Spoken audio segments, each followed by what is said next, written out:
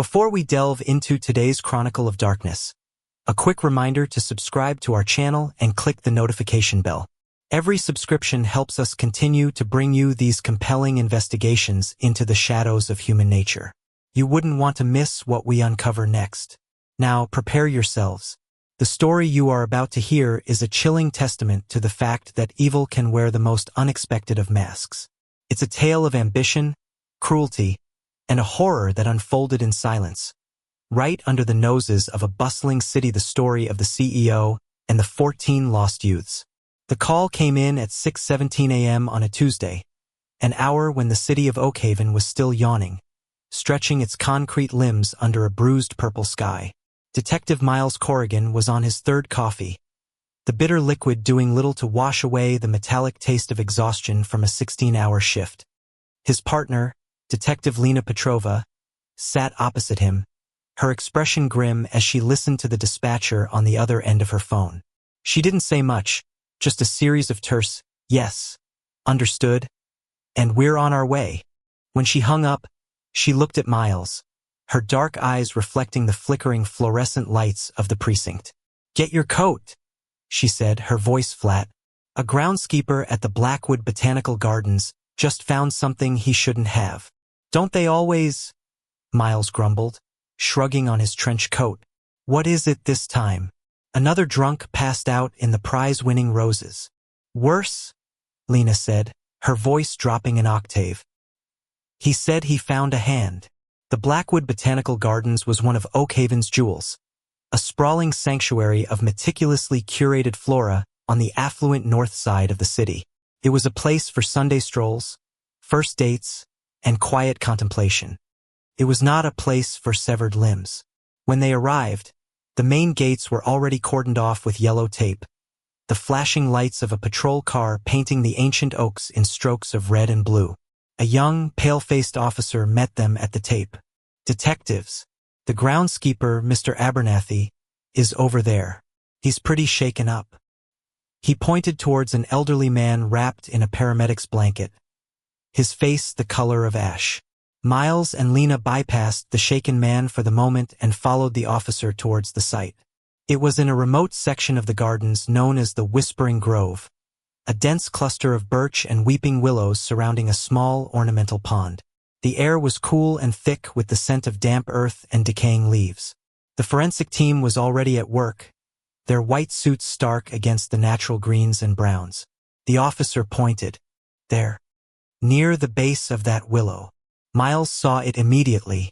A human hand, pale and small, lay nestled amongst the roots of the ancient tree as if it were a strange, misplaced mushroom. It was clean, almost unnaturally so, and the cut at the wrist was precise, surgical. There was very little blood on the surrounding soil. "Just the one?" Lena asked Dr. Alistair Finch, the medical examiner, who was crouched beside the discovery. Finch, a man whose cheerful demeanor was perpetually at odds with his grim profession, looked up. "For now, but I have a feeling this is just the appetizer." He gestured with a gloved thumb deeper into the grove. "My team is doing a grid search. The soil here is soft, recently disturbed in several places. Very deliberate." Miles felt a familiar cold knot tighten in his stomach. This wasn't a panicked disposal. It was methodical, as if someone were planting something. The hours that followed bled into one another in a nightmarish haze. Dr. Finch's premonition proved horrifyingly accurate. The grid search turned up more discoveries, each more gruesome than the last. A foot carefully placed beneath a bed of ferns. A section of a torso, wrapped in burlap and buried in a shallow grave. By noon, they had unearthed pieces from what appeared to be 3 different individuals. All young, likely in their late teens or early 20s. And all, as Finch confirmed with a growing sense of dread, meticulously dismembered. "The cuts are clean," Finch explained, his voice low as he stood with the detective's back at the command post. "Made with a very sharp, heavy blade, probably a cleaver or a specialized saw. There's no hesitation in the cuts. This person, or persons, they know what they're doing. There are also post-mortem ligature marks on some of the limbs. They were bound before they were." Processed. Processed, Lena repeated, the word tasting like poison. Like cuts of meat. Precisely, Finch said grimly. The media had descended by midday, their vans parked like vultures outside the garden gates. The story was already leaking. Body parts found in city garden. It was a headline designed for maximum shock, yet it paled in comparison to the reality inside the tape. Miles and Lena began the painstaking work of an investigation with no starting point. No identities, no witnesses, no obvious motive. They started with Mr. Abernathy, the groundskeeper. He was an old man with trembling hands who had worked at the gardens for 40 years. He'd seen it all, he said, but never anything like this.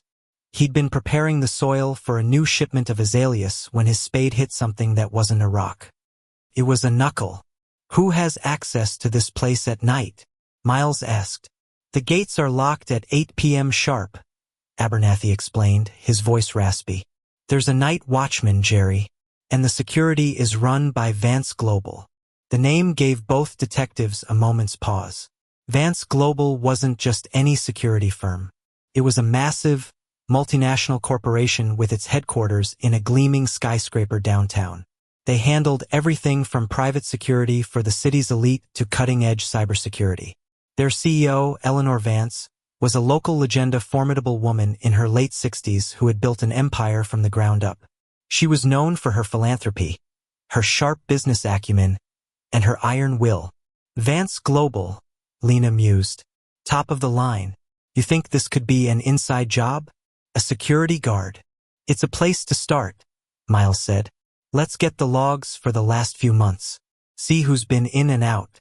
But this feels too organized for a rogue security guard.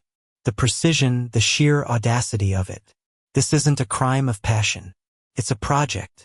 By late afternoon, the forensic team's count had grown. They had now found pieces corresponding to at least 7 distinct individuals. The Whispering Grove had been transformed from a place of serene beauty into a charnel house. Each discovery was a fresh stab of horror, a puzzle piece from a picture no one wanted to see completed. The fragments told a silent, brutal story of capture, bondage, and systematic butchery. As the sun began to set, casting long, menacing shadows through the trees, Lena stood by the ornamental pond, staring into its murky water. The forensic team was preparing to drain it.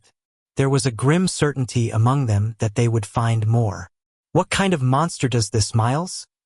She asked, not turning around. What's the goal? It's not for ransom. It's not a gang hit. They're placed, like a statement, or a trophy collection.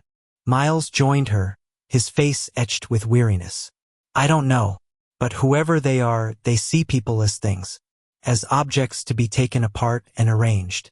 And they chose this place for a reason, a beautiful public place. They're hiding in plain sight. They want us to see it, but they don't think we'll ever see them. Suddenly, a shout came from the far side of the grove. One of the forensic techs was waving them over, his face pale even in the twilight. He pointed to a small, almost hidden marker stone near the base of a large oak, a stone that looked like it had been there for centuries. But etched into the moss-covered surface, in stark, fresh lettering, were a series of numbers.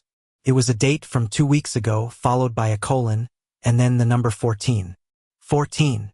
Lena whispered, her blood running cold. They're telling us the body count. Miles stared at the number, the full, crushing weight of their task settling upon him. They weren't looking for 7 victims. They were looking for 14. And the killer had left them a tally, a quiet, arrogant boast carved in stone. The Bone Garden had not yet given up all its secrets. The number 14, etched into stone, changed everything. The investigation, which had already been a high-priority case, escalated into the largest manhunt in Oakhaven's history. The media frenzy was relentless, coining the killer the Botanical Butcher. Fear, a commodity Oakhaven hadn't dealt in for years, began to creep back into the city's manicured streets. Miles and Lena found themselves at the heart of a storm. Their days became a blur of briefings, forensic reports, and dead ends. The first major hurdle was identification. The victims' remains were fragmented, making visual ID impossible. It fell to the forensic dentistry and DNA labs to piece together not just bodies but identities. Weeks turned into a grueling month. The first few matches came back, and with them the first faces of the tragedy. A 19-year-old art student who had vanished on his way home from a late-night class. An 18-year-old runaway who was last seen at a downtown bus station. A 20-year-old community college student who worked part-time at a coffee shop. One by one, the stories emerged, threads of young lives cut short. They were from different backgrounds, different parts of the city. On the surface, there was nothing connecting them. "There has to be a link," Lena insisted, staring at a corkboard covered with the victims' smiling photos. They were no longer just case numbers. They were faces full of life and potential. Killers like this organized, they don't choose victims at random. There's a pattern we're not seeing. They dug deeper, poring over the victims' digital lives, social media, phone records, bank statements. They were looking for the ghost, the overlap, the single point of intersection in 14 disparate lives. The breakthrough came from an unexpected source. A tech analyst in the cybercrime unit named Kenji Tanaka. "It's weird," Kenji said, beckoning them over to his multi-screen setup. All 14 victims were active on a specific app. It's called M.utilated. It's a high-end social networking platform. Invite only.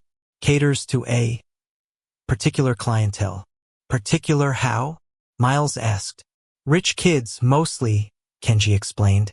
But it's also used by aspiring artists, musicians, models, young people looking for a patron, a benefactor. Connects them with wealthy, influential people. The whole thing is built on discretion. Encrypted chats, disappearing messages. It's a ghost network for the elite to find the next big thing they want to invest in. And at the center of this network, as its founder and primary investor, was Eleanor Vance. The name landed in the middle of the incident room like a bomb. Eleanor Vance, the 68-year-old titan of industry, the philanthropist who had just donated a new wing to the Children's Hospital, the untouchable matriarch of Oak Haven's high society. It's a connection, Lena said, her voice a low hum of excitement. A tenuous one, but it's there. Vance Global runs security at the Gardens, and all 14 victims were on an app she owns. It's circumstantial, Lena, Miles cautioned. She's one of the most powerful people in the city. We can't just go knocking on her door. Then we'll knock on her company's door first, Lena countered. Their interview with the head of Vance Global Security was unhelpful. The man was a wall of corporate politeness and non-answers. The security logs for the Gardens were immaculate. Too immaculate. There were no unexplained entries, no system glitches, no dark periods. The night watchman, Jerry, was a 20-year veteran with a spotless record. According to the digital logs, he had performed his patrols like clockwork every single night. It was Kenji who found the crack in the facade. The logs are clean because they've been scrubbed, he announced 2 days later, a triumphant gleam in his eye. Whoever did it is a pro. They didn't just delete the original files. They wrote over them with dummy data that looks perfect. But they missed a fragment, a backup on a tertiary server that gets refreshed every 48 hours. I got lucky and pulled it just in time. He brought the data up on the main screen. For 12 specific nights over the past 6 months, the entire security system for the Blackwood Botanical Gardens cameras, motion sensors, gate alarms had been deactivated from a remote terminal for a period of exactly 2 hours, between 2 a.m. and 4 a.m. The deactivation code wasn't from a local security desk. The IP address traced back to the penthouse of the Vance Global Tower, Eleanor Vance's private residence. The knot in Miles's stomach was back, colder and tighter than ever. The next step was delicate. They needed more than a suspicious IP address to get a warrant to search the home of a woman like Eleanor Vance. They decided to approach her directly, under the guise of a routine inquiry about the security protocols at the Gardens. Eleanor Vance agreed to meet them in her office. The space was like her public persona. Elegant, expensive, and intimidating. It was a corner office on the 80th floor, with panoramic views of the city she essentially owned. She sat behind a large, obsidian desk, a picture of refined power in a tailored gray suit. Her silver hair was styled in a severe, impeccable bun, and her eyes, the color of pale ice, missed nothing. "Detectives," she said, her voice smooth and controlled.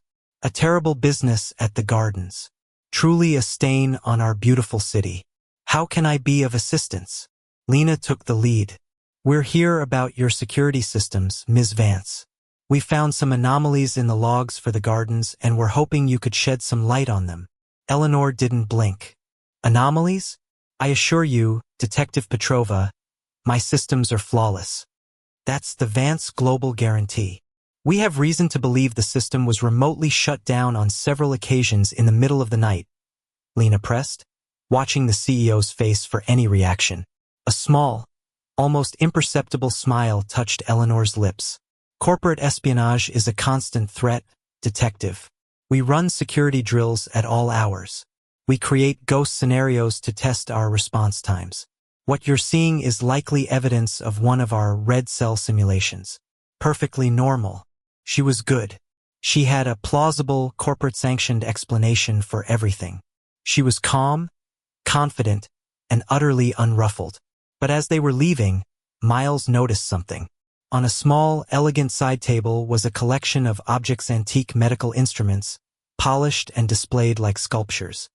Among them was a bone saw, its serrated edge gleaming under the office lights. "That's a unique collection," Miles remarked, pausing by the table. Eleanor Vance's gaze followed his. "I'm a student of history, Detective Corrigan. I find the tools of the past fascinating. They show us how far we've come, how much more efficient our methods are today." The way she said efficient sent a shiver down Miles's spine. They left with nothing concrete, but a shared, chilling certainty. They were on the right path. They just needed the key, the one piece of evidence that would unlock the door to Eleanor Vance's pristine, carefully constructed world. They found it by going back to the victims.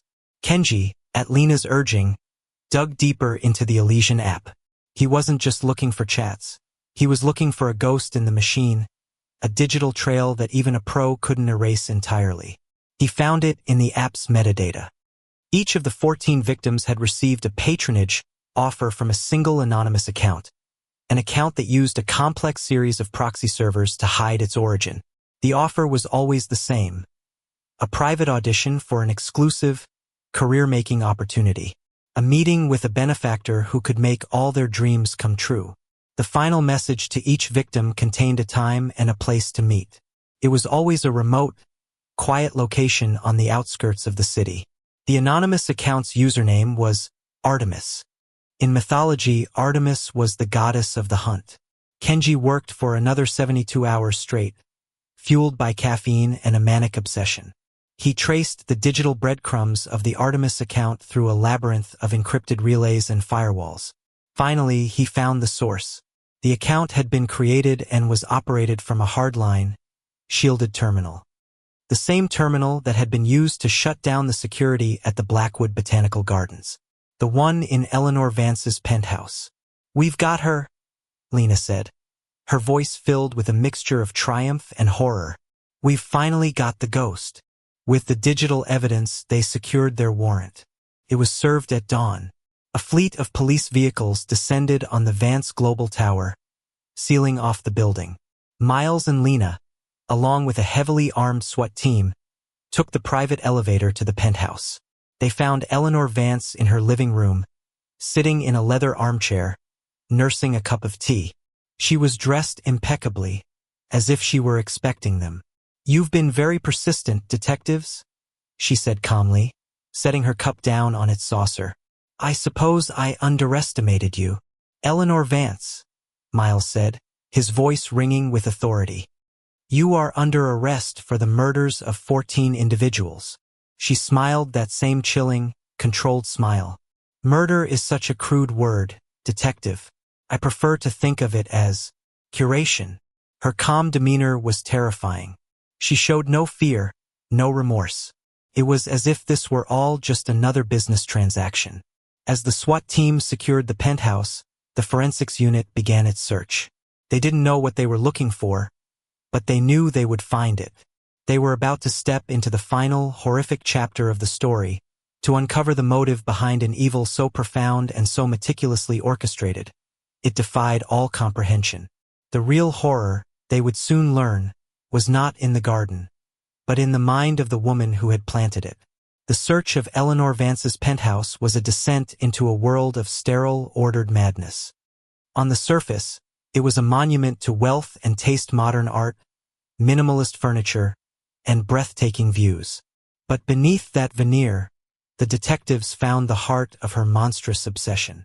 A hidden door, concealed behind a large abstract painting, opened onto a steel staircase that led down into the building's core. The space below was not a wine cellar or a panic room. It was a state-of-the-art laboratory, as clean and white as a hospital, but dedicated to the practice of death. The air was cold and smelled faintly of antiseptic. Polished steel tables stood in the center of the room. On the walls were racks of tools, not just the antique bone saw from her office, but modern, surgical-grade equivalents. Saws, cleavers, knives of every shape and size, all cleaned and arranged with obsessive precision. There were large, walk-in freezers and a medical-grade incinerator. It was a human abattoir, designed for maximum efficiency. "My God," Lena whispered, the color draining from her face. On one wall, a massive screen displayed a complex database. It was the Elysian app, but this was the administrator's view. It contained detailed files on hundreds of young people. Not just the 14 victims, but dozens of other candidates. Each file was a chillingly thorough dossier, containing their photos, their medical histories, their psychological profiles, their hopes, and their dreams. Eleanor had been studying them, vetting them like a collector examining potential acquisitions. The motive, the why behind the unspeakable acts, was found in a locked, climate-controlled room at the back of the lab. It wasn't filled with trophies, not in the conventional sense. It was an art gallery. On pedestals, encased in glass, were exquisitely crafted sculptures. They were abstract, beautiful forms, carved from a material that was smooth, white, and vaguely familiar. Dr. Finch, who had been called to the scene, made the identification. He picked up a small, polished sphere from a workbench, his face a mask of disbelief. "It's bone," he said, his voice barely a whisper. "Human bone. Polished, treated. She's been using them as a medium. She's been turning people into art." Eleanor Vance, sitting in an interrogation room back at the precinct, was a study in unnerving composure. She had not asked for a lawyer. She seemed to relish the opportunity to explain her work. "You call them victims," she said to Miles and Lena, who sat opposite her. "I called them contributors. They were beautiful, vibrant young people, filled with potential. But potential fades. Beauty withers. Youth is a fleeting commodity. I offered them a chance at permanence. At immortality." "Immortality," Miles scoffed, his voice dripping with disgust. "You butchered them." "Crude, detective." "So crude," Eleanor replied, a look of disappointment on her face. "I selected them based on their physical perfection, the quality of their bone structure, their tissue density. Through the Elysian app, I could study them, find the most perfect specimens. I would bring them in, promise them the world. And in a way, I gave it to them.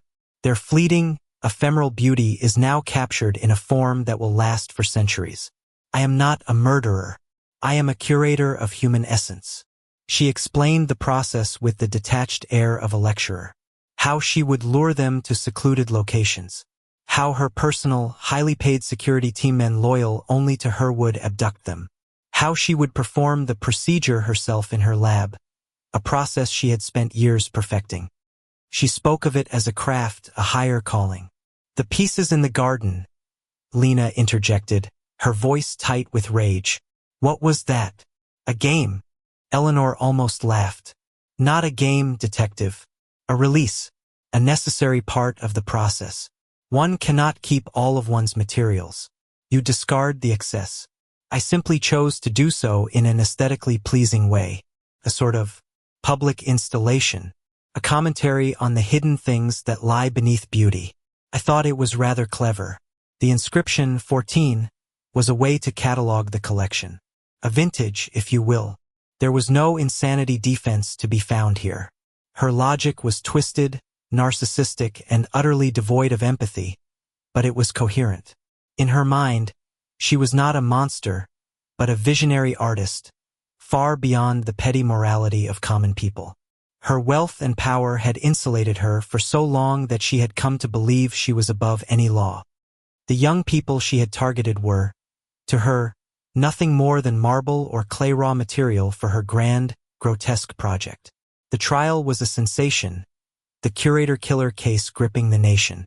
Eleanor Vance never wavered from her story. She showed no remorse, only a profound arrogance.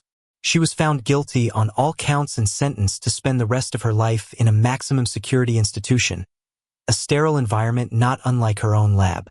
Miles and Lena closed the case, but the case never truly left them. The images of the bone sculptures, the smiling photos of the 14 lost youths, the cold, intelligent eyes of Eleanor Vance, they were seared into their minds. They had uncovered the horrific crimes, but they were left with the chilling knowledge that evil didn't always come in a recognizable form. Sometimes, it came in a tailored suit, with a philanthropic smile and the quiet, unshakable conviction of its own genius. The city of Oakhaven healed, but the scars remained.